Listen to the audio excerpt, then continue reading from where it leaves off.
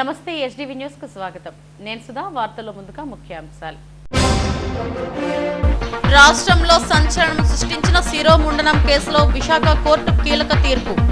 YCP MLC తోట త్రిమూర్తులకు 18 నెలల jail శిక్ష, జరిమానా. సైబర్ నేరాలపై ప్రజలు అప్రమత్తంగా ఉండాలి. 1930కి టోల్ ఫ్రీ నెంబర్కు ఫిర్యాదు చేయాలన్న సిపి రవిశంకర్.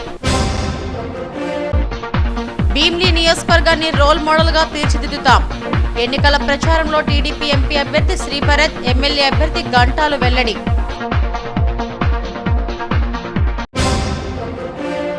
నిలకడలేని ప్రత్యర్థి పార్టీ అభ్యర్థికి తగిన గుణపాఠం చెప్పండి. ఎన్నికల ప్రచారంలో భీమ్లీ వైసీపీ అభ్యర్థి ముత్తంశెట్టి. రాష్ట్రంలోని 3 పార్టీల ప్రత్యేక హోదాను ఎందుకు మేనిఫెస్టోలో పెట్టలేదు? జై భారత్ ఉత్తర అభ్యర్థి లక్ష్మీనారాయణ సూటి ప్రశ్న.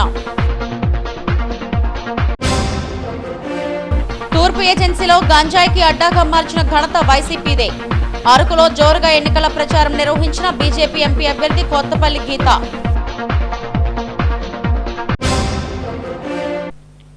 రాష్ట్రంలో సంచలనం సృష్టించిన వెంకటాయపాలెం శిరోముండనం కేసులో విశాఖ కోర్టు తీర్పు వెలువరించింది. ఈ కేసులో నిందితుడిగా ఉన్న వైసీపీ ఎమ్మెల్సీ తోట త్రిమూర్తులు మండపేట అభ్యర్థిగా పోటీలో ఉన్నారు. తోట త్రిమూర్తులకు 18 నెలలు జైలు శిక్షతో పాటు 2.5 లక్షల రూపాయలు జరిమానా విధించారు. దళితుల శిరోముండనం కేసులో మండపేట వైసీపీ అభ్యర్థిగా ఉన్న తోట త్రిమూర్తులను కోర్టు దోషిగా తేల్చారు. 28 ఏళ్ల తర్వాత విశాఖ కోర్టు తీర్పునిచ్చింది. ఈ కేసులో మొత్తం 10 మంది నిందితులకు 18 నెలల జైలు శిక్ష ఖరారు చేసింది. న్యాయస్థానం తీర్పును దళిత ప్రజా సంఘాలు స్వాగతిస్తున్నాయి. 28 ఏళ్లుగా పోరాడుతున్న తమకు కోర్టు న్యాయం చేసిందని బాధితులు హర్షం వ్యక్తం చేశారు. 1996 డిసెంబర్ 29వ తేదీన తూర్పు గోదావరి జిల్లా రామచంద్రాపురం మండలం వెంకటాయపాలెంలో ఈ శిరోముండనం కేసు వెలుగు చూసింది. మీడియా మిత్రులకి అదేవిధంగా పత్రికా విలేకరులకి ముందుగా మరి జైభీం తెలియజేస్తూ విప్లవం తెలియజేస్తూ మిత్రులారా, దాదాపు ఈ శిరోముండనం కేసులో 1996 నుంచి ఇప్పటి వరకు అనేక పోరాటాలు ఫలితంగా ఈరోజు ఏదైతే ఒక దళిత ఐక్య పోరాట వేదిక నాయకత్వంలో మేము పోరాటం చేసాం. ఈ యొక్క పోరాటంలో అనేక సంఘాలు ఈ ఉద్యమానికి మరి సపోర్ట్గా వచ్చినాయి. కొన్ని సంఘాలని మరి తోట త్రిమూర్తులు అతని అనుచరులు మరి భయపెట్టి బలవంతంగా లొంగ తీసుకుని డబ్బులు ఎరచూపి కొన్ని ప్రజా సంఘాలని ఆయన మరి లోపరుచుకోవడం జరిగింది. కొన్ని సంఘాలని భయపెట్టాడు. అయినప్పటికీ భయపడకుండా ఆ రోజు నుంచి ఈ రోజు వరకు కూడా దళిత ఐక్య పోరాట వేదిక ఏదైతే ఉందో దాని నాయకత్వంలో అనేక ప్రజా సంఘాలు మరి ఈ యొక్క పోరాటంలో బాధితులకి అండగా అన్ని విధాల అండగా మరి ఈ పోరాటంలో పాల్గొనడం జరిగింది. ఈ పోరాటం నడ్డాకే అనేక మంది నాయకులు ఈ పోరాటంలో బాధ్యతల తరపుని నిలబడి పోరాటం చేసినటువంటి నాయకులు బొజ్జ తారకం గారు, అదేవిధంగా కామినేడు గుర్రాల పరంజ్యోతి గారు, ఇంకా అనేక మంది నాయకులు ఈ పోరాటాన్ని నిలబెట్టే క్రమంలో వాళ్ళు ముఖ్యంగా ఉన్నారు. అదేవిధంగా పిఎస్ఎన్ రాజు గారు, ఆయన పత్రికా విలేకరు గారు, కెమెరా విజయ్ కుమార్ గారు, వీళ్ళందరూ కూడా ఈ పోరాటంలో హెచ్ఆర్ఎఫ్, అదేవిధంగా దళిత సంఘాలు, పౌరకుల సంఘాలు, మానవ సంఘాలు, అన్ని సంఘాలు కూడా ఈ యొక్క ఉద్యమానికి సపోర్ట్గా నిలబడ్డారు. దాని ఫలితంగా ఈరోజు దళిత ఐక్య పోరాట వేదిక ఆ యొక్క తోట త్రిమూర్తికి లొంగకుండా ఈ ఉద్యమాన్ని న్యాయం జరిగే వరకు ఈ పోరాటాన్ని దళిత. నా పేరు Chalapudi Pattabhiramayya, one of the Dalit Venkatayapalem counselling case. నేను ఒక 4వ బాధితుడిగా ఉన్నాను ఈ కేసులో నేను 4వ బాధితుడిగా ఉన్నాను. ఈ కేసు 1996 డిసెంబర్ 21 నుంచి 1929 డిసెంబర్ 29 1996 వరకు సీరియల్ ప్రకారం జరిగింది. దాంట్లో మొత్తం 5 బాధితులు, దాంట్లో నేను 4వ బాధితుడిని. అయితే ఈ కేసు అప్పటి నుంచి 28 సంవత్సరాల నుంచి మా బాధనే మేము అలా పడుతూ వచ్చాం. కేసులో మా మీద అదే 1994లో ఇదే తోట త్రిమూర్తులు గారు ఇండిపెండెంట్గా గెలిచినప్పుడు ఆ ఎలక్షన్లో మేము ఏజెంట్గా పనిచేసామండి. పనిచేసిన క్రమంలో మేము రిగ్గింగ్ అడ్డుకున్నామని, ఆయనకి వ్యతిరేకంగా ఆయన రిగ్గింగ్ చేస్తుంటే వాళ్ళు క్యాస్ట్ వాళ్ళు మేము అడ్డుకున్నామనే కారణం చేత ఇది కారణం చేయడు. తర్వాతది చుండూరు జరిగిన కొద్ది కాలంలోనే వెంకటాయపాలెం శిరోమణనం కేసు 1996 1996 డిసెంబర్ 29వ తేదీన అప్పటి ఎమ్మెల్యే ఇప్పటి ఎమ్మెల్సీ తోట త్రిమూర్తులు గారు వారి అన్నదమ్ములు కలిసి 5 దళిత యువకులని చేయని నేరాన్ని ఆరోపించి 2 జైల్లో పెట్టి 2 శిరోమణనం చేసి మరొకరిని తదుపరి పట్టుకుని కొట్టినటువంటి సంఘటన 28 సంవత్సరాల పాటు న్యాయ పోరాటం అనంతరం ఈరోజు Visakhapatnam SC ST special court న్యాయమూర్తి గారు లాలం శ్రీధర్ గారు తన తీర్పుని వెలువరించడం జరిగింది. ఈ తీర్పులో ఎస్సీ ఎస్టీ యాక్ట్కి సంబంధించి 31S ఆర్ 25Aలు నిరూపితమైనటువంటి కారణంగా వారికి మరొక 18 నెలలు సాధారణ జైలు శిక్ష విధించబడింది. 1,50,000 రూపాయలు మొత్తంగా వారి నుంచి ఫైన్ వసూలు చేయాలని, దానిలో నుండి బాధితులకి నష్టపరిహారం చెల్లించాలని కోర్టు వారు ఆదేశించడం జరిగింది. మాకు కొన్ని ఇంకా అవి 18 నెలలు, ఇది 18 నెలలు, 2 టర్ముల 2 కలిసి ఏకకాలంలోనా అనేది వారి లోపలికి వెళ్ళి ఆపరేషన్ ఆఫ్ శిక్ష అనే దాని గురించి ఆలోచించి తదుపరి ఉత్తర్వులు జారీ చేయబడతాయి. మాకున్న సమాచారం ఇది. ప్రస్తుతం మా పీపీ గారు లోపల ఉన్నారు. తదుపరి క్లారిటీగా ఆ పేపర్ మీకు వచ్చిన తర్వాత మీతో ప్రస్తావిస్తాం. సైబర్ నేరాలపై సిపి రవిశంకర్ ఉక్కుపాదం మోపుతున్నారు. విశాఖ జిల్లాలోనే ఇంతవరకు 1230 సైబర్ నేరాలు నమోదు కాగా 84 కోట్ల రూపాయలు ప్రజాధనాన్ని లూటీ చేశారని వెల్లడించారు. అయితే ఇంతవరకు 36 మందిని గుర్తించామని చెప్పారు. రాజస్థాన్కు చెందిన ఒక కేసులో 26 మంది సైబర్ నేరగాళ్లు ఉండగా వారిలో 5గురిని పట్టుకుని విచారిస్తున్నట్టు తెలిపారు. ఈ కేసులకు సంబంధించి 18 కోట్ల నిధులను బ్యాంకుల్లో ఫ్రీజ్ చేయగలిగామని చెప్పారు. ఎవరైనా సైబర్ నేరాలకు గురైతే వెంటనే 1930 టోల్ ఫ్రీ నెంబర్కు ఫిర్యాదు చేయాలని నగర పోలీస్ కమిషనర్ రవిశంకర్ సూచించారు. కమిషనరేట్లో ఆయన మీడియాతో మాట్లాడారు. ఇతర రాష్ట్రాల పోలీస్ సహకారంతో రాష్ట్రంలోనే తొలిసారిగా అధునాతన సాంకేతికను వినియోగించి అతి తక్కువ సమయంలోనే సైబర్ నేరగాళ్లను కటకటాలు వెనక్కించే ఉద్దేశంతో ప్రతిబింబ్ పోర్టల్ను తీసుకువచ్చినట్టు చెప్పారు. ఈ పోర్టల్ ద్వారా అందిన సమాచారంతో వివిధ సైబర్ నేరాలతో సంబంధం ఉన్న 36 మందిని గుర్తించి విచారించినట్టు తెలిపారు. ఇందుకు సంబంధించిన బుక్లెట్ పోస్టర్ను ఆవిష్కరించారు. Amount last is 85 crores. 85 crores. ఆ 85 crores లో మేము వెంటనే మాకు 1930 వచ్చిన తర్వాత మేము ఆర్డర్స్ ఇచ్చి బ్యాంక్ అకౌంట్స్ ని ఫ్రీజ్ చేపిస్తాం. ఏం చేస్తాము? ఫ్రీజ్ చేపిస్తాం. ఆ ఫ్రీజ్ ఆర్డర్స్ అంతా తెచ్చుకొని చేసిన దానివల్ల ఇప్పుడు దాకా ఓన్లీ 18 crores 18 crores దాకా ఫ్రీజ్ చేసి అది మన విక్టిమ్స్ కి ఇప్పియగలిగినాము. 18 crores అండి. అది కూడా పెద్ద ప్రొసీజర్. ఎందుకంటే బ్యాంక్ చెప్పాలా రాయాలా, వాళ్ళు వెరిఫికేషన్స్ అన్ని చేస్తారు, వాళ్ళ డ్యూ డిలిజెన్స్ అన్ని ఫాలో చేస్తూ వాళ్ళు మళ్ళీ కోర్ట్ ఆర్డర్స్ ద్వారా విక్టిమ్స్ కి రిటర్న్ ఇస్తారు. అది కూడా నెక్స్ట్ మీటింగ్ లో ఎప్పుడైనా మా వివరాలన్నీ కూడా ఇస్తాం. ఓకే. ఇప్పుడు రాజస్థాన్ నుంచి గ్యాంగ్ పట్టుకొచ్చింది ఓన్లీ 5గురు అండి. ఇది కాకుండా మేము ఫ్రీజ్ చేసేసి కోర్ట్ ఆర్డర్ అబ్టైన్ చేసి ఏదైతే రిలీజ్ చేయగలిగినామో అది 126 మందిని ఐడెంటిఫై చేసినాము. దాంట్లో ఇప్పుడు పట్టుకొచ్చింది 5గురు ఫ్రమ్ రాజస్థాన్. మిగతాది ఇప్పుడు ఎలక్షన్స్ ఉంది కాబట్టి టీమ్స్ అన్ని కూడా మేము పంపలేకపోయినాము. బట్ అమౌంట్ అయితే ఫ్రీజ్ అయిపోయింది. ఫ్రీజ్ అయ్యి అది కోర్ట్ ఆర్డర్స్ ద్వారా ఇప్పుడు 18 crores వెనక ఇప్పియగలిగినాము. అర్థమైంది కదా? That is the strategy. But 84 crores ఏదైతే ఉందో that is the total loss. Total 84 crores లో ఇప్పుడు మేము ఆపగలిగింది ఓన్లీ 18 crores. సో ఈ విధంగా ఉంది. And it is not correct for a society. So that is why ప్రచారానికి ఇదంతా కూడా చేసినాము. ఈ బుక్ కూడా ఈరోజు వి వాంటెడ్ టు. భీమిలి నియోజకవర్గాన్ని రాష్ట్రంలోనే ఒక రోల్ మోడల్ గా తీర్చిదిద్దుతామని కూటమి అభ్యర్థి గంటా శ్రీనివాసరావు, ఎంపీ అభ్యర్థి శ్రీభరత్లు వెల్లడించారు. నియోజకవర్గంలో జోరుగా ఎన్నికల ప్రచారం నిర్వహిస్తున్నారు. ఈ ప్రచారానికి కూటమి నేతల నుంచే కాకుండా ప్రజల నుంచి కూడా విశేష స్పందన లభిస్తుంది. భీమిలి నియోజకవర్గంలో కూటమి అభ్యర్థి గంటా శ్రీనివాసరావు ఎన్నికల ప్రచారాన్ని హోరెత్తిస్తున్నారు. భారీ బహిరంగ సభలు ఏర్పాటు చేసి ప్రజలకు గత ప్రభుత్వంలో జరిగిన అన్యాయాలను వివరిస్తున్నారు. ఆనందపురం మండలం గిడిజాల దిబ్బిడిపాలెం గ్రామంలో జరిగిన బహిరంగ సభలో నేతలు మాట్లాడారు. ఈ బహిరంగ సభ 3 పార్టీల నేతల్లో నూతనోత్సాహాన్ని నింపింది. భీమిలి నియోజకవర్గంలో వైసీపీ ప్రభుత్వంలో విధ్వంసం సృష్టించారని, ఇక్కడి భూములను ఆక్రమించుకున్నారంటూ ఆరోపణలు చేశారు. 5 ఏళ్ల పాలనలో ఏ ఒక్క అభివృద్ధి కార్యక్రమాన్ని చేపట్టలేకపోయారని ఎంపీ అభ్యర్థి శ్రీభరత్ అన్నారు. ఒక్క జూనియర్ కాలేజీ కూడా నిర్మించలేకపోయారని, ఋషికొండను విధ్వంసం చేసి విల్లాలు నిర్మించుకున్నారని మండిపడ్డారు.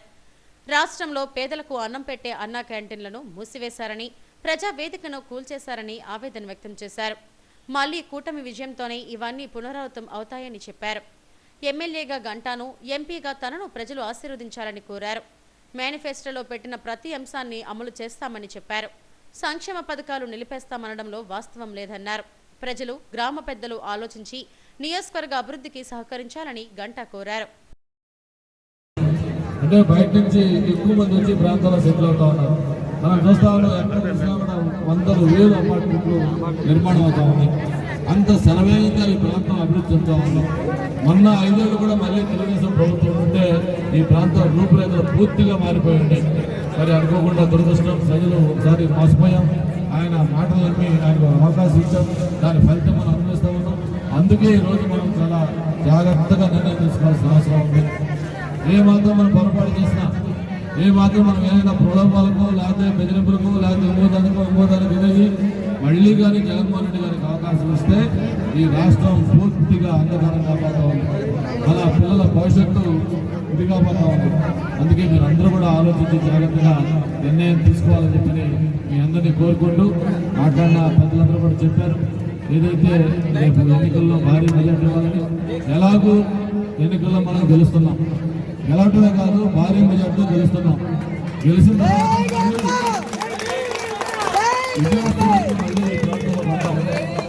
విశ్వాసానికి వచ్చినప్పుడు ఇక్కడ మళ్ళీ మనం ఇక్కడ కూర్చొని మరి మీ పెద్దలతోటి, ముఖ్యంగా నాయకులతోటి, అన్ని పార్టీల నాయకులతో కూడా మాట్లాడి ఈ 6వ వార్డు ఎలా అభివృద్ధి చేసుకోవాలి, ఏమేమి కార్యక్రమాలు చేయాలి, యువతను ఎలా భాగస్వామ్యం చేయాలి, పెద్దవాళ్ళ సలహాలు సూచనలు తీసుకొని దీని ఒక రోల్ మోడల్ వార్డుగా చేసుకుందామని చెప్పని ఈ సందర్భంగా అమలు చేసుకుంటూ,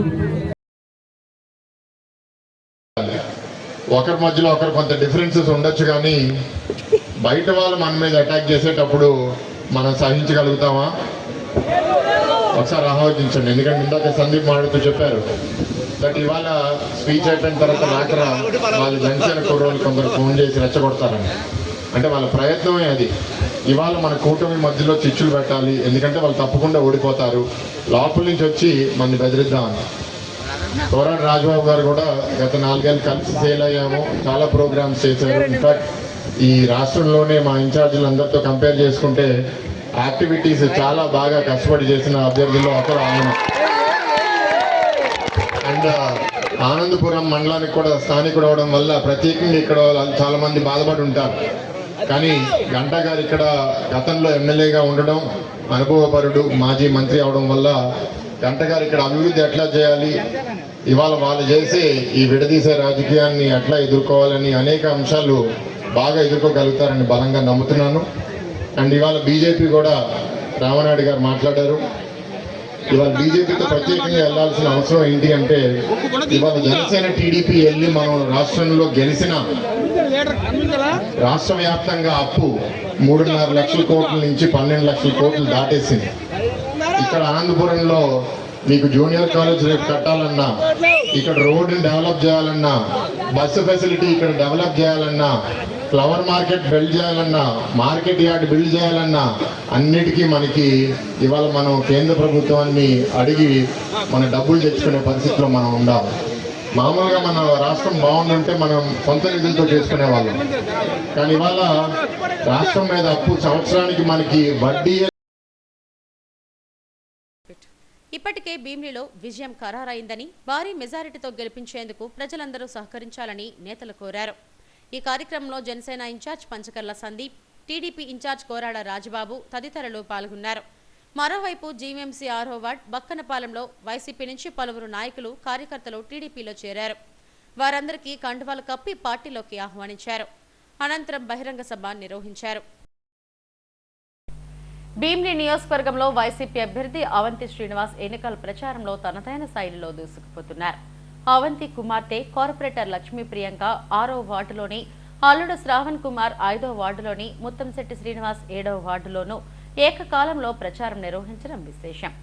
జోన్ 2 పరిధిలోని వైసీపీ నాయకులు, కార్యకర్తలు నూతన ఉత్సాహంతో పాల్గొని తమ అభ్యర్థి అవంతి శ్రీనివాస్ చేపట్టిన అభివృద్ధిని ప్రజలకు వివరించారు. నిలకడలేని ప్రత్యర్థి పార్టీ అభ్యర్థి గంటాను ఓడించి తగిన గుణపాఠం చెప్పాలని పిలుపునిచ్చారు. ఈ కార్యక్రమంలో 5, 6, 7 వార్డుల అధ్యక్షులు పోతిన శ్రీనివాసరావు, హనుమంతరావు, అప్పలరాజు తదితర నాయకులు పాల్గొన్నారు.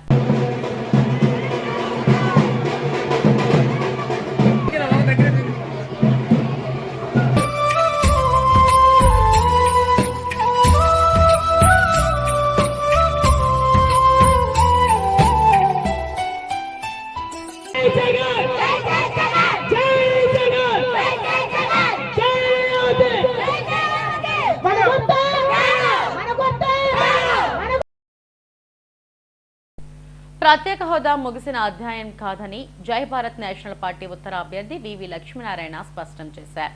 10 ఏళ్లుగా హోదా రాకపోవడంతో నిరుద్యోగులు పక్క రాష్ట్రాలకు పోయి వర్క్ ఫ్రం హోం ఉద్యోగాలు చేసుకోవాల్సిన పరిస్థితి నెలకొందన్నారు. ఉత్తర నియోజకవర్గంలో అపార్ట్మెంట్లు, హౌసింగ్ సొసైటీలు, మాధవధార పరిసర ప్రాంతాల్లో జోరుగా ఎన్నికల ప్రచారం చేశారు. హోదాను ఈ 3 రాజకీయ పార్టీలు ఎన్నికల మేనిఫెస్టోలో ఎందుకు పెట్టలేదని ప్రశ్నించారు. తమ పార్టీ పెట్టిన వెంటనే 15 రోజుల్లో రాష్ట్రాభివృద్ధికి సంబంధించి మేనిఫెస్టోను రూపొందించామని, దీన్ని ప్రజల్లోకి తీసుకువెళ్తామన్నారు. రాష్ట్రంలో అధికార పార్టీ సానుభూతి రాజకీయాలు చేస్తుందని విమర్శించారు. ప్రత్యేక ఇన్వెస్టిగేషన్ కమిటీ వేసి నిగ్గు తేల్చాలని కోరారు. అనేక ప్రాంతాలను, ముఖ్యంగా ఎక్కడైతే అపార్ట్మెంట్స్ ఉన్నాయో, హౌసింగ్ సొసైటీస్ ఉన్నాయో ఆ ప్రదేశాల్లో వెళ్ళడం జరిగింది. చాలా మంది వర్క్ ఫ్రమ్ హోమ్ చేస్తున్న పిల్లలు కనపడ్డారు ఈరోజు. వారందరూ చెప్పడం ఏంటంటే, సార్ మాకు ఇక్కడ ఉద్యోగాలు దొరకవా, మేము ఎప్పుడు హైదరాబాద్ కానీ బెంగళూరు కానీ ఉండిపోవాలా, మరి ఎప్పుడైతే వర్క్ ఫ్రమ్ హోమ్ అన్నది తీసేస్తారో మా అమ్మా నాన్నల దగ్గర నుంచి మేము దూరంగా వెళ్ళిపోవాల్సి వస్తుంది, మరి ఈ రాష్ట్రంలో మాకు ఉద్యోగాలు ఉండవా అని వాళ్ళు నన్ను ప్రశ్నిస్తున్నారు. దానికి వాళ్ళు నేను చెప్పింది ప్రధానమైన కారణం ఈ రాష్ట్రానికి ప్రత్యేక హోదా ఈ పొలిటికల్ పార్టీలు ఏవి తీసుకురాకపోవడం. కేంద్రంలో ఉన్న బీజేపీ మనకు ప్రత్యేక హోదా ఇస్తానని చెప్పి 10 సంవత్సరాలైనా కూడా ప్రత్యేక హోదా ముగిసిన అధ్యాయం అన్న రీతిలో వాళ్ళు మాట్లాడుతున్నారు. 25 మంది ఎంపీలను ఇస్తే నేను మెడలు వంచి ప్రత్యేక హోదా తెస్తామన్న ప్రస్తుత ముఖ్యమంత్రి జగన్మోహన్ రెడ్డి గారు, ఆయన కూడా ఏం చేయలేకపోయారు. ఎందుకంటే ప్రత్యేక హోదా గురించి పోరాడుతున్నాం మేము ఎప్పటి నుంచి. ప్రత్యేక హోదా తీసుకురావాలన్న కాన్సెప్ట్ ఎప్పటికీ ఉండాలి. ప్రత్యేక హోదా అన్నది ముగిసిన అధ్యాయం కాదు, అది రాజకీయ పార్టీలు వాళ్ళ అసమర్థత వల్ల ముగింపబడిన అధ్యాయంగా చేస్తున్న వాళ్ళ ప్రయత్నం. ఈ ప్రయత్నాలు ముందుకు తీసుకురాకూడదు. మాయమాటలు చెప్తారు మీ అందరికీ, ఈ విధంగా మీతో మాట్లాడి మళ్ళా ఏమీ చేయరు, రాష్ట్రం ఇంకా అధోగతి పాలవుతుంది. అందువల్ల ఈ ఎన్నికల్లో ఆలోచించండి. ఈ ప్రత్యేక హోదా తీసుకురాని మూడు పార్టీలకు మనం ఎందుకు ఓటు వేయాలి? ప్రత్యామ్నాయంగా వచ్చిన మా జై భారత్ నేషనల్ పార్టీ ప్రత్యేక హోదా కోసం పోరాడుతుంది. సో ఈ విధంగా మనం ఆలోచించాలి, కానీ ఆ పార్టీ కాకుంటే ఈ పార్టీ, ఈ పార్టీ కాకుంటే ఆ పార్టీ, ఈ విధంగా ఎప్పుడూ ఆలోచించకండి. ఈ పార్టీలన్నీ కూడా గత 10 సంవత్సరాలుగా మన రాష్ట్రాన్ని పాతాళంలోకి నొక్కేసిన పార్టీలు ఇవన్నీ కూడా. సో వాళ్ళు చెప్పే మాయమాటలు నమ్మకండి. ఇప్పటి వరకు ఏదైనా పార్టీ మేనిఫెస్టో రిలీజ్ చేసిందా ఆలోచించండి. మా పార్టీ యాక్టివిటీ ప్రారంభం కాగానే 15 రోజుల్లో సమగ్రమైన మేనిఫెస్టోని తీసుకొని రిలీజ్ చేశాం. అవినీతి, అప్పులు, డ్రగ్స్, ప్రకృతి విధ్వంసం, రౌడీయిజం లేని ఆంధ్రప్రదేశ్ తీసుకొస్తామని, 175 నియోజకవర్గాలు కూడా 175 అభివృద్ధి కేంద్రాలుగా మారుస్తామని, ప్రతి గ్రామ పంచాయతీలోనూ 10 చిన్న పరిశ్రమలు పెడతామని, పట్టణ ప్రాంతంలో పట్టణ ఉపాధి హామీ పథకాన్ని ప్రవేశపెడతామని, సోలార్ ప్యానెల్ ద్వారా ప్రతి ఇంటికి కూడా ఉచిత ఎలక్ట్రిసిటీ ఒక 5 సంవత్సరాల్లో వచ్చేటట్టు చేస్తామని, ఆడపిల్లలు పుడితే ఎర్రచందనం, టేకు చెట్లు నాటించి ఆ పిల్లలు 21 సంవత్సరాలు అవగానే వాటిని వాళ్ళ ఆస్తిగా మారుస్తామని, రైతులకు అనేక భరోసాలు కల్పిస్తామని, రైతులు పండించే పంటను ఎంఎస్పి స్వామినాథన్ కమిషన్ రేట్లలో ఇస్తామని, కూలీల ఖర్చులకు సంవత్సరానికి 5,000 రూపాయలు ఇస్తామని, ఇవన్నీ మాట్లాడింది ఏకైక పార్టీ జై భారత్ పార్టీ. అరకు పార్లమెంట్ స్థానానికి కూటమి అభ్యర్థిగా పోటీ చేస్తున్న కొత్తపల్లి గీత ఎన్నికల ప్రచారంలో దూకుడు పెంచారు. కూటమి నేతలతో ఆమె జోరుగా ఎన్నికల ప్రచారం చేస్తున్నారు. గిరిజన సాంప్రదాయ దింసా నృత్యాలు, వాయిద్యాలతో ఆదివాసులు ఘన స్వాగతం పలికారు. తూర్పు ఏజెన్సీలో అరకు బీజేపీ ఎంపీ అభ్యర్థి కొత్తపల్లి గీత ఎన్నికల ప్రచారం జోరందుకుంది. గిరిజన ప్రాంతాల్లో రోడ్ షోలు నిర్వహిస్తూ కొత్తపల్లి గీత దూకుడు పెంచారు. ప్రచారంలో కూటమి నాయకులు, కార్యకర్తలు దారి పొడవునా హారతులు పట్టి స్వాగతం పలుకుతున్నారు. ప్రచార రథం నుండి ప్రజలకు అభివాదం చేస్తూ ఓటర్లను ప్రసన్నం చేసుకుంటున్నారు. అరకు అసెంబ్లీ అభ్యర్థి పాంగి రాజారావుతో కలిసి జోరుగా ఎన్నికల ప్రచారం చేశారు. రోడ్ షోలో ప్రజలంతా ఉమ్మడి అభ్యర్థులకు మద్దతుగా నినాదాలు చేయడంతో ఆ ప్రాంతమంతా సందడి నెలకొంది. గిరిపుత్రులు దింసా నృత్యం చేస్తూ గీతకు స్వాగతం పలికారు.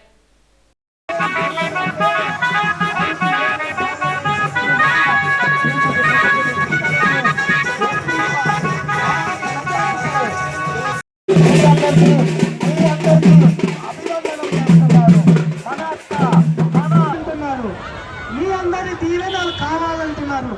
మన అక్క అరకు వేలి మన అక్క.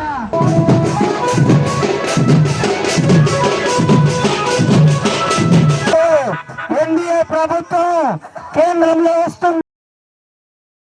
తూర్పు ఏజెన్సీని గంజాయి మత్తులో ముంచి గిరిజనుల జీవితాలతో రాష్ట్ర ప్రభుత్వం చెలగాటమాడుతుందని ఎంపీ అభ్యర్థి కొత్తపల్లి గీత విమర్శించారు. కేంద్ర ప్రభుత్వం ఇస్తున్న 5 కేజీల బియ్యాన్ని కూడా రాష్ట్ర ప్రభుత్వం తనివిగా ప్రచారం చేసుకుంటుందన్నారు. దుర్మార్గపు పాలనను అంతమొందించడానికి ప్రజలు సిద్ధంగా ఉన్నారని చెప్పారు. ఎప్పుడు ఎన్నికలు వచ్చినా కూటమి అభ్యర్థులను గెలిపించడానికి సన్నద్ధమవుతున్నారని వెల్లడించారు. చాలాసార్లు ప్రజా సమస్యల గురించి మాట్లాడాము. ఈరోజు ఎలక్షన్స్ ఇంకా మే 13 జరగనున్నాయి. నామినేషన్స్ పర్వం రేపు 18 నుంచి స్టార్ట్ అవుతుంది. ఈ సందర్భంగా అరకు పార్లమెంట్ నియోజకవర్గంలోని అరకు హెడ్ క్వార్టర్స్లో ఈరోజు పర్యటించడం జరిగింది. ప్రజల నుంచి భారీ స్పందన వచ్చింది. ప్రజలందరూ కూడా ఎప్పుడెప్పుడు ఎలక్షన్స్ వస్తాయా, ఎప్పుడెప్పుడు ఈ దుర్మార్గ ప్రభుత్వాన్ని ఇంటికి పంపిద్దామా అని చెప్పి ప్రజలందరూ చాలా ఉత్సాహంగా ఉన్నారు. ఎందుకంటే 5 సంవత్సరాలుగా ఈ ప్రభుత్వ పాలనను ఒక్కసారి ఛాన్స్ అంటూ వచ్చారు జగన్మోహన్ రెడ్డి గారు. ప్రభుత్వ పాలన ఎలా ఉందో కూడా ప్రతి ఒక్కళ్ళు చూడడం జరిగింది, ప్రతి ఒక్కళ్ళు అనుభవించడం జరిగింది. ఈరోజు గిరిజనుల మీద జరిగే దౌర్జన్యాలన్నీ కూడా మేము ప్రజలకి చెప్పడం కాకుండా ప్రజలే మాకు చెప్పే పరిస్థితిలో ఉన్నారు. ఈరోజు అరకు ప్రాంతం అంతా కూడా మీరు చూస్తే గంజాయిమయం అయిపోయింది.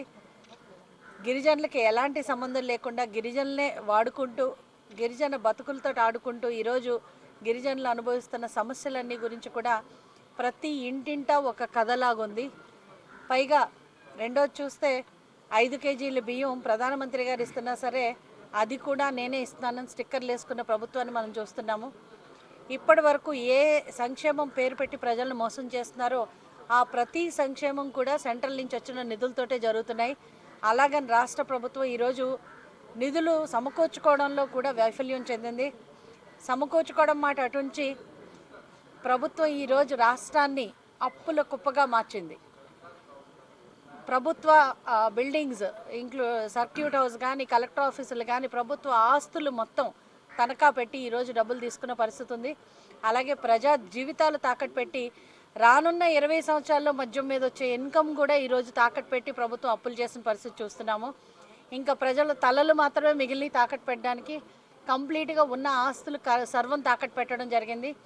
ఈరోజు ప్రభుత్వ విధానాలు చూస్తుంటే ప్రజలకి ఏ సంక్షేమం అయితే మోడీ గారు అందించాలనుకున్నారో ఒక ఇల్లు ఇచ్చిన పాపత లేదు. గిరిజన ప్రాంతాల్లో ఇప్పటి వరకు ఒక్క ఇల్లు కూడా రాలేదు. అది పక్కన పెడితే కేవలం ఈరోజు ఈ మధ్య కాలంలో అవి ఆన్లైన్ చేయడం జరిగింది. నీళ్ళకు బిల్లులు రాలేదు, స్వచ్ఛ భారత్ పేరు చెప్పి టాయిలెట్స్ రాలేదు, ప్రాథమిక కేంద్రాల్లో మందులు లేవు, ప్రైమరీ పాఠశాలలు మూసివేశారు, డాక్టర్స్ ఉంటే ప్రైమరీ హెల్త్ సెంటర్ లేదు, ప్రైమరీ హెల్త్ సెంటర్ ఉంటే డాక్టర్స్ లేరు. గిరిజనులకు ఈరోజు కూడా వైద్యం అన్నది అందం ద్రాక్ష పండ్లాగే మిగిలింది. ఇవన్నీ పక్కన పెడితే చివరికి ప్రతి వర్గ ప్రజల్ని జనాల్ని మోసం చేసుకుంటూ వచ్చింది ఈ ప్రభుత్వం. ఎంప్లాయీస్కి సరి అయిన టైంకి జీతాలు ఉండవు, సిపిఎస్ రద్దన్నారు, దాని సంగతి పక్కనే వెళ్ళిపోయింది. ఇంతకుముందు ఎంప్లాయీస్ కూడా మేము 2 చేతులతో ఓట్లు వేసామని చెప్పడం జరిగింది. ఈరోజు ఎంప్లాయీస్ అందరికీ కూడా ఆ ఒక్క ఛాన్స్ జగన్ గారి గురించి మొత్తం బోధపడిపోయింది. ఈరోజు ఎంప్లాయీస్ అందరూ కూడా అంగన్వాడీ టీచర్స్ రోడ్డుకి ఎక్కారు, అలాగే ఆశా వర్కర్స్ రోడ్డుకి ఎక్కారు, కార్మికులు వెలుగు వర్కర్స్ అందరూ కూడా రోడ్డుకి ఎక్కని పరిస్థితి చూస్తున్నాం. ఈరోజు ప్రతి వర్గ ప్రజల్ని ఈరోజు మోసం చేసింది. ఫ్రాంక్లీ చెప్పాలంటే జర్నలిస్ట్ సోదరులందరినీ కూడా మోసం చేస్తుంది. ఈ రోజు వరకు ఇళ్ల పట్ట ఒక్కళ్ళకంటే ఒక్కళ్ళకి రాని పరిస్థితి ఉంది. అక్రెడిషన్ కార్డ్స్ ప్రాబ్లం ఉంది. ఈరోజు ఇక్కడ చాలామంది గిరిజనేతరులు కూడా ఇక్కడ అరకు ప్రాంతంలో పనిచేస్తున్న జర్నలిస్టులు కూడా ఉన్నారు. వాళ్ళకు కూడా ఈ 5 సంవత్సరాలు ప్రభుత్వం ఉన్నా కూడా ఒక్క సౌకర్యం కూడా ఈరోజు ప్రభుత్వం కల్పించకపోవడం చాలా శోచనీయకరం. ఎందుకంటే మీడియాను కూడా ఏ మీడియానన్నా మీడియా సంస్థల్ని కానీ మీడియాను కూడా ఈ ప్రభుత్వం వాడుకుంటుంది కానీ వాళ్ళ పబ్లిసిటీ కోసం. కనీసం అక్కడున్న జర్నలిస్టులకి మినిమం సదుపాయాలు మినిమం కూడా కల్పించని పరిస్థితి ఈరోజు మన రాష్ట్రంలో ఉంది. అరకు హెడ్ క్వార్టర్లో నిర్వహించిన రోడ్ షోకు విశేష స్పందన లభించింది. గిరిపుత్రులు దారి పొడవునా స్వాగతం పలికారు. వచ్చే ఎన్నికల్లో విజయం సాధిస్తామని అభ్యర్థులు ధీమాను వ్యక్తం చేస్తున్నారు. కాలుష్యం కోరల్లో చిక్కుకున్న దక్షిణ నియోజకవర్గాన్ని కాపాడేందుకు కృషి చేస్తానని సమాజ్వాదీ పార్టీ ఎంపీ అభ్యర్థి డాక్టర్ జాలాది విజయ అన్నారు. ఆ పార్టీ దక్షిణ అభ్యర్థి ఎల్లాచితో కలిసి జోరుగా ఎన్నికల ప్రచారం చేశారు. ఈ ప్రాంతంలో ఎంతో కాలంగా ప్రజలు కాలుష్యంతో బాధపడుతున్నారన్నారు. ఇవన్నీ పాలకులకు పట్టడం లేదని మండిపడ్డారు. స్థానికురాలైన తనను దక్షిణ అభ్యర్థి ఎల్లాచిని వచ్చే ఎన్నికల్లో గెలిపించాలని విజ్ఞప్తి చేశారు.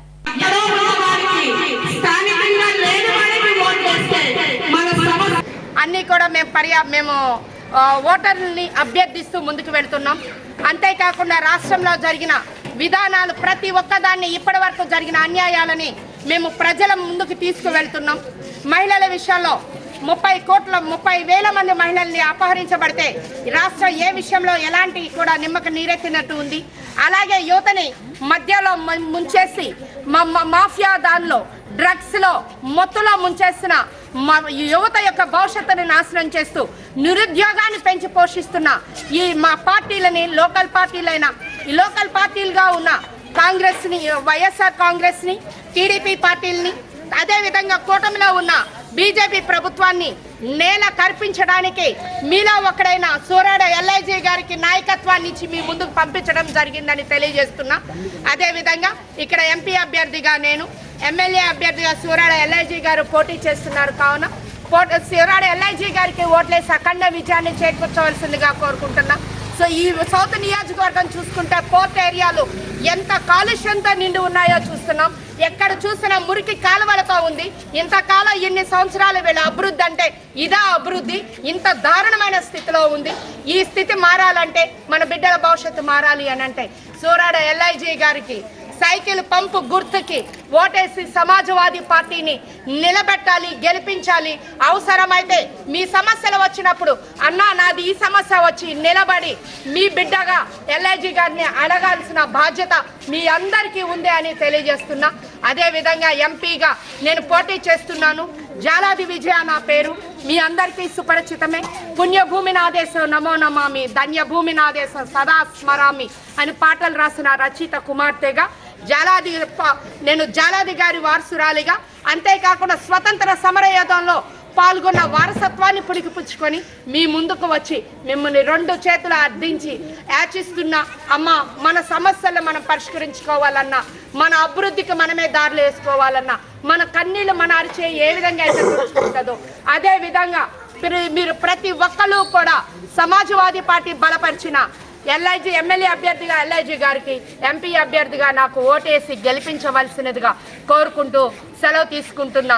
జై సమాజ్వాదీ పార్టీ.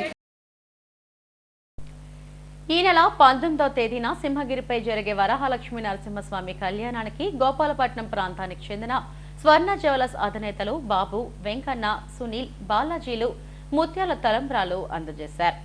75,000 విలువైన కేజీ మంచి ముత్యాలను స్వామివారికి కానుకగా ఈవో శ్రీనివాసమూర్తికి అందజేశారు. అలాగే సీతమ్మదారుకు చెందిన శ్రీరామ వెంకట నరసింహం అనే భక్తుడు మే 10న జరిగే చందనోత్సవానికి 87,000 విలువైన 120 మీటర్ల పొడవు ఉన్న పొత్తి చందన వస్త్రాన్ని అందజేశారు.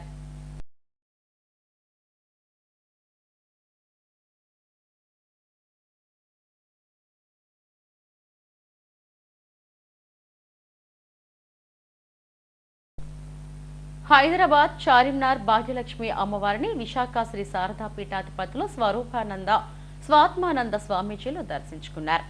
హిందువులంతా ఏకతాటిపైకి వచ్చి సనాతన ధర్మాన్ని, దేవాలయ వ్యవస్థను కాపాడుకోవాలని స్వామీజీలు కోరారు. హైదరాబాద్ నగరం పేరు భాగ్యనగరంగా స్థిరపడాలని ఆకాంక్షించారు. శారదాపీఠం ఎల్లవేళలా ఈ ఆలయానికి అండగా ఉంటుందని చెప్పారు. అనంతరం బలకంపేట ఎల్లమ్మ, పోచమ్మ అమ్మవార్లు, కర్మన్ ఘాట్ ఆంజనేయ స్వామి ఆలయాలను స్వామీజీలు దర్శించుకున్నారు.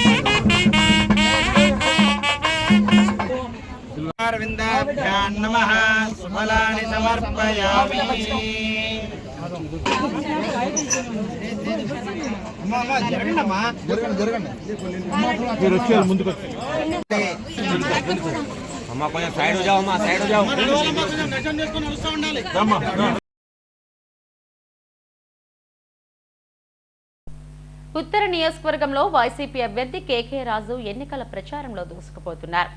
గడప గడపకు వెళ్లి ఈ ఎన్నికల్లో తనను ఆశీర్వదించాలని ఓటర్లకు విజ్ఞప్తి చేస్తున్నారు. జీవీఎంసీ 51వ వార్డు కార్పొరేటర్ రేయి వెంకటరమణ ఆధ్వర్యంలో జోరుగా ఎన్నికల ప్రచారం చేశారు. చిట్టిబాబు కాలనీ, గాంధీనగర్ తదితర ప్రాంతాల్లో గడప గడపకు వెళ్లి ఓటర్లను అభ్యర్థించారు. ప్రస్తుత కూటమి నాయకులు ప్రచారానికే పరిమితమయ్యారని ఎద్దేవా చేశారు.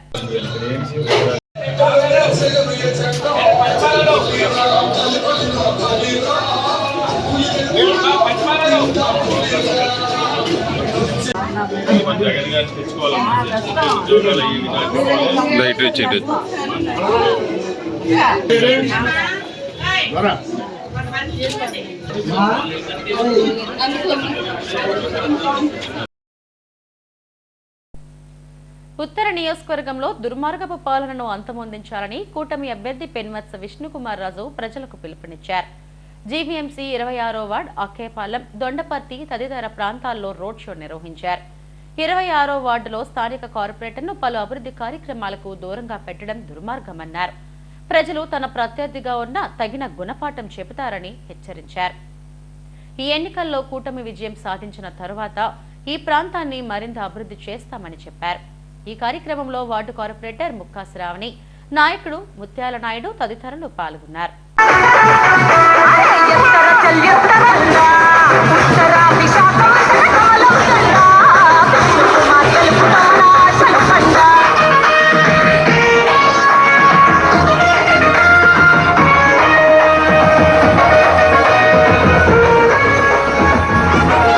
ఎంపీకి ఓటు వేయాలి. మన గుర్తేంటి? కమలం. Okay, bye. బాగా చదువుకోండి. అందరికీ నమస్కారం. ఈరోజు 26వ వార్డులో ప్రచార కార్యక్రమం మొదలుపెట్టడం జరిగింది.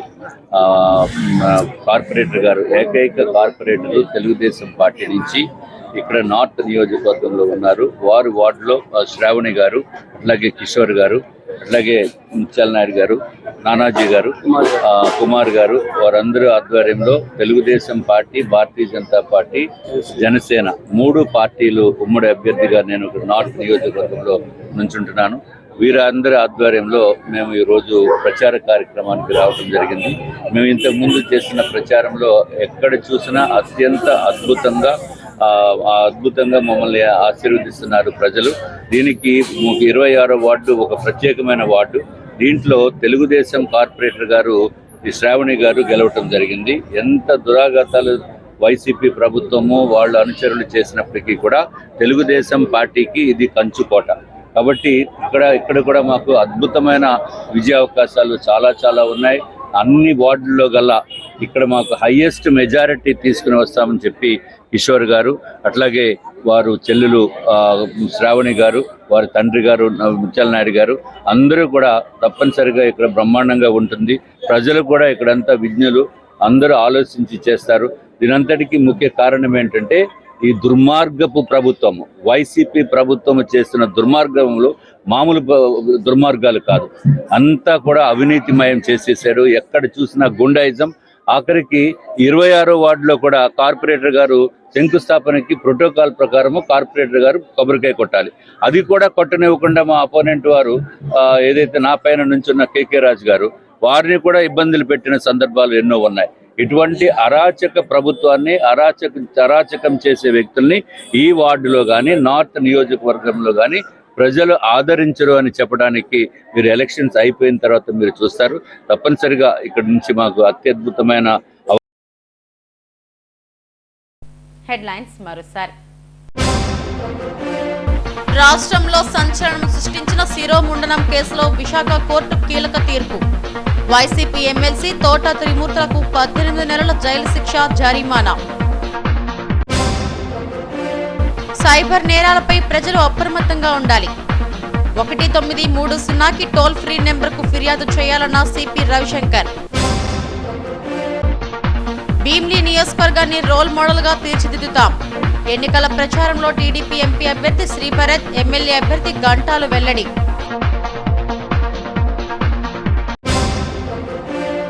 నిలకడలేని ప్రత్యర్థి పార్టీ అభ్యర్థికి తగిన గుణపాఠం చెప్పండి. ఎన్నికల ప్రచారంలో భీమ్లీ వైసీపీ అభ్యర్థి ముత్తంశెట్టి. రాష్ట్రంలోని 3 పార్టీల ప్రత్యేక హోదాను ఎందుకు మేనిఫెస్టోలో పెట్టలేదు? జై భారత్ ఉత్తర అభ్యర్థి లక్ష్మీనారాయణ సూటి ప్రశ్న. తూర్పు ఏజెన్సీలో గంజాయికి అడ్డాగా మార్చిన ఘనత వైసీపీదే. అరకులో జోరుగా ఎన్నికల ప్రచారం నిర్వహించిన బీజేపీ ఎంపీ అభ్యర్థి కొత్తపల్లి గీత.